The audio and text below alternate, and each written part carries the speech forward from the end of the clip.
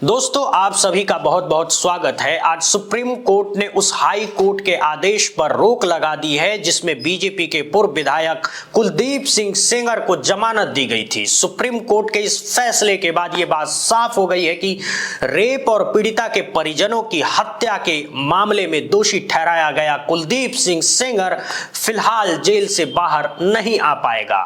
फौरी तौर पर इस फैसले को पीड़िता, उसके परिवार और उसके साथ खड़ी हर आवाज की जीत के तौर पर देखा जा रहा है। लेकिन यह लड़ाई अभी खत्म नहीं हुई है। एक तरफ जहां सुप्रीम कोर्ट इस फैसले को पीड़िता की बड़ी जीत बताया जा रहा है, वहीं दूसरी तरफ इस फैसले के बाद पीड़िता की मां ने जो बातें कही वो बेहद चौंकाने वाली है। इसी बीच इस पूरे मामले में पीड़िता के वकील महमूद प्राचा की भी सक्रिय भूमिका सामने आई है। जहां टीवी चैनलों और अखबारों में सुप्रीम कोर्ट के फैसले की चर्चा हो रही है, वहीं पीड़िता के वकील महमूद प्राचा इस पूरे केस को एक अलग नजरिए से देख रहे हैं।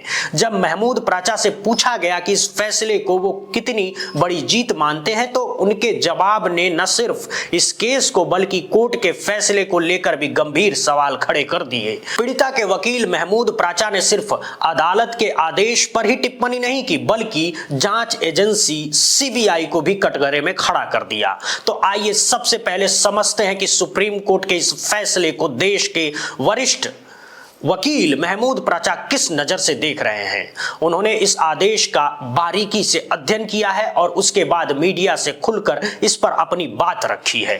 तो सुनिए महमूद प्राचा ने इस फैसले को लेकर क्या कहा। कि क्या अब हम अगले 5 मिनट जिंदा रहेंगे या नहीं रहेंगे। अब कम से कम मैं इन्हें यह बता सकता हूं कि आपके पास अभी बहुत छोटी सी रिलीफ मिली है। बिल्कुल हमें इसको विक्ट्री नहीं कहना चाहिए। मैं इसको विक्ट्री नहीं कह रहा हूं, ये विक्ट्री नहीं है। ये एक छोटा सा सांस लेने का मौका विक्टिम और उसको परिवार को मिला है। इसके अलावा इस फैसले को मैं कुछ भी नहीं देख सकता, क्योंकि जो सीबीआई ने जो स्टैंड लिया है, जो हमें डर था वही किया उन्होंने। बहुत लिमिटेड पॉइंट पे स्टैंड लिया है उन्होंने, और जो हमारे सबसे मजबूत ग्राउंड थे उनको रेज ही नहीं किया, जो जजमेंट में भी मौजूद हैं। और अगर सीबीआई के पास तो हमारी रिटर्न सबमिशन भी मौजूद थी ना, जो हमने हाईकोर्ट में फाइल की थी, ना उन्होंने हमसे कंसल्ट किया ताकि हम उनकी पिटीशन बेहतर बनाने की कोशिश करते, ना उन्होंने हमें पार्टी बनाया और कोशिश ये की कि हमें लास्ट मोमेंट तक उनकी जो एसएलपी फाइल है वो भी ना मिले। तब आज भी, लेकिन मैंने आपको पहले भी कहा है, इस बच्ची और इसके परिवार के खिलाफ इतने ज्यादा अत्याचार हुए हैं, इतने ज्यादा सबूत मौजूद हैं कि अगर इतनी सी भी बात की जाएगी ना, तो कोई भी जज, कोई भी अदालत इस बच्ची के ही पक्ष में फैसला देगी। और इसीलिए इस जजमेंट को हम क्रिटिसाइज कर रहे थे कि ये जो दिल्ली हाईकोर्ट की जजमेंट थी, वो इतनी महान दयालुता जो दिखाई थी इस कॉन्विक्ट को, कुलदीप सिंह सेंगर को, जिसको मैं बोलता हूँ एप्स्टीन गैंग के मेंबर हैं, वो इंडियन एप्स्टीन गैंग के मेंबर हैं, उनके बहुत बड़ा गैंग भी है। और आज आप लोगों ने अंदर भी देख लिया होगा कि हम लोगों की संख्या इतनी सी थी उन लोगों की संख्या के आगे, और हमें दोनों तरफ से मुकाबला करना पड़ा था, इस तरफ से भी और उस तरफ से। तो टेक्निकल ग्राउंड पे आज कोर्ट ने फिर भी हमें मेन मेरिट्स पे सुनने का मौका, सुनवाई करने का मौका नहीं दिया, क्योंकि हमने ये कहा था कि जो सीबीआई ने बोला है वो टिप ऑफ द आइसबर्ग है। हमारे पास अभी मेजर पोर्शन है जिसमें ये पब्लिक सर्वेंट की बात तो बहुत छोटी है ना। पब्लिक सर्वेंट के अलावा ये person in dominance in control है, क्योंकि इसी जजमेंट में लिखा हुआ है कि कुलदीप सिंह सेंगर साहब ने पंचायत होल्ड करके सबको बुलाया था अपने सामने और ये बोला था कि केस फाइल करो या ना करो, ये मैं तय करूंगा। इस तरफ की बातें इसी जजमेंट में लिखी हुई। तो हमें ये भी बोलने का मौका नहीं मिला। हमें ये भी बोलने का मौका नहीं मिला कि जो दूसरा मेजर इशू है जिस वजह से ये सस्पेंशन दी गई थी, तो वो इसलिए दी गई थी कि सिर्फ 7 साल की मिनिमम सजा है। अब जब मिनिमम सजा इतनी है तो इसको छोड़ देना चाहिए। ये एक ग्राउंड था जो हम चैलेंज करेंगे भी, अभी क्रिटिसाइज भी करेंगे। हाँ, तो मैक्सिमम पनिशमेंट देखी जाती है ना। ये कोर्ट, कोई भी हाई कोर्ट ये फैसला तभी दे सकती है जबकि वो डिटेल में फैसला दे कि इसमें मिनिमम पनिशमेंट से ज्यादा दी नहीं जा सकती। हम ये भी नहीं बता पाए, मैं भी आपको 3-4 पॉइंट ही बता रहा हूं। हम ये भी बताना चाहते थे कोर्ट को कि जो थ्रेट परसेप्शन की बात की है वो बिल्कुल परवर्स है।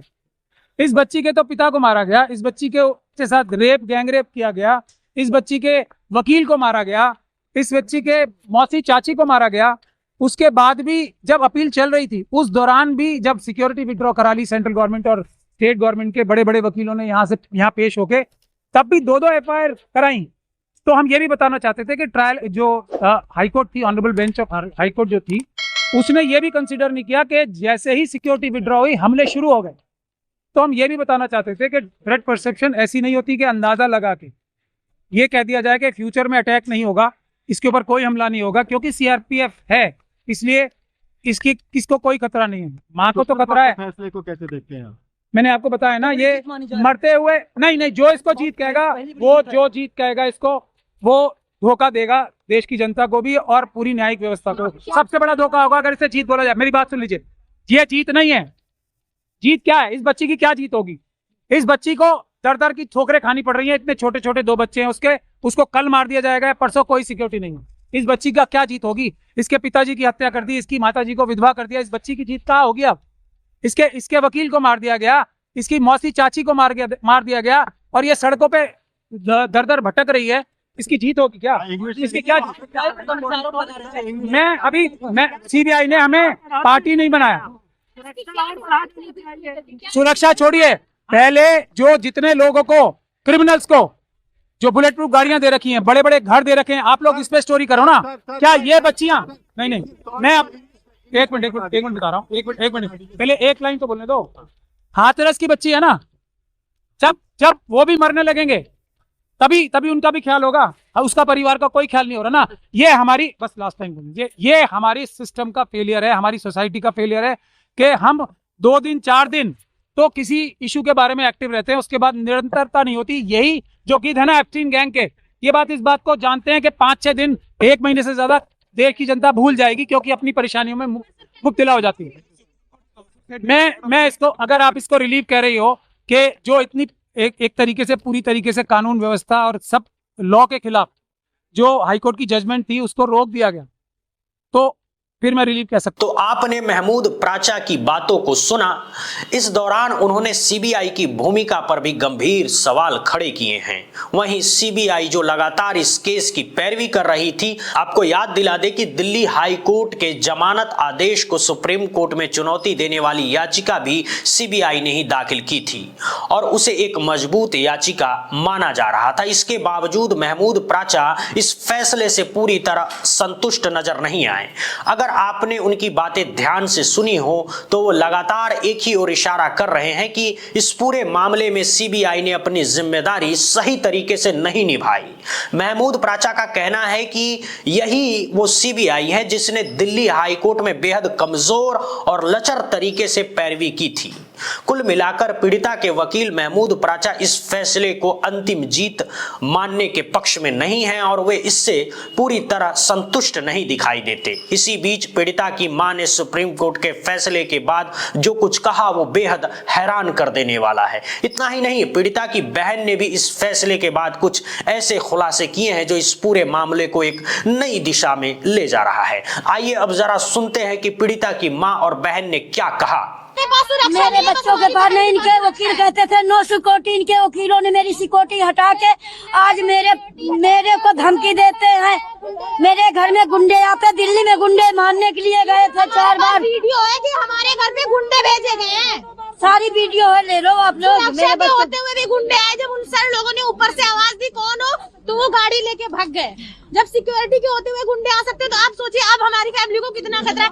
हम अपने घर से बाहर निकलते हैं तो बहुत सोच पर हमारे बच्चों को सिक्योरिटी दे।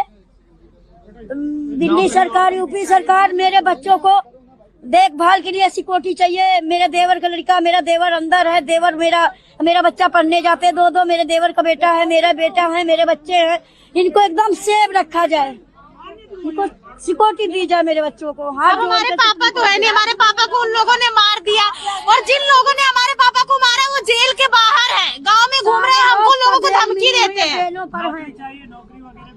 नौकरी मेरे बच्चों को, पीड़िता को दिया जाए। एक मेरा बच्चा अबे पढ़ लिख रहा है, उसको भी सोचा जाए, उसको बच्चे को, मेरे बच्चे के बारे में। पहले तो हमें हमारे भाई को सिक्योरिटी, हमारे चाचा के लड़के और हमारे भाई को सिक्योरिटी दी जाए, क्योंकि वो बहुत जरूरी है, ये बहुत पावरफुल है, ये कुछ भी। तो तो एक तरफ जहां सुप्रीम कोर्ट ने दिल्ली हाई कोर्ट के उस आदेश पर रोक लगाकर कुलदीप सिंह सेंगर को बड़ा झटका दिया है, वहीं दूसरी तरफ अब पीड़िता की परिवार की सुरक्षा का बेहद गंभीर मुद्दा बनकर सामने आ गया है। दोस्तों, आपको बता दें कि पीड़िता को लगातार जान से मारने की धमकी मिल रही है। वो लंबे समय से न्याय के लिए संघर्ष कर रही है और अब उसे घर खाली करने तक का अल्टीमेटम दे दिया जा चुका है।